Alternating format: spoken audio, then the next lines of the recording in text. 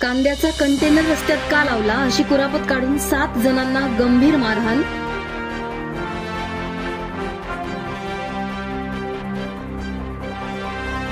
निफाड तालुक्यातील कोकणगाव शिवारात कांदा लोडिंग दरम्यान किरकोळ वादाचे रूपांतर भीषण हाणामारीत झाले.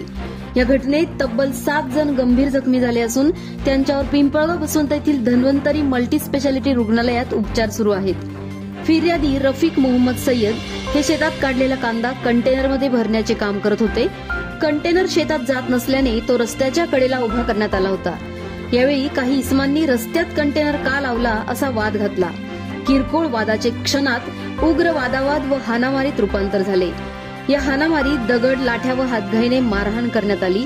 यात रफिक मोहम्मद सय्यद, अनिश मोहम्मद सय्यद, मोहसिन रफिक सय्यद, मोहित रफिक सय्यद, आमीन इक्बाल पटेल, इनायत निसार सय्यद, अरबाज रसूल सय्यद सर्वजण राहणार सय्यद वस्ती कोकणगाव गंभीर जखमी झाले.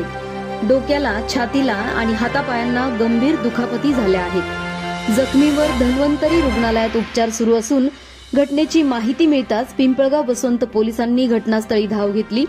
फिर्यादीच्या तक्रारीवरून संबंधित इसमांविरोधात गुन्हा दाखल करण्यात आला आहे.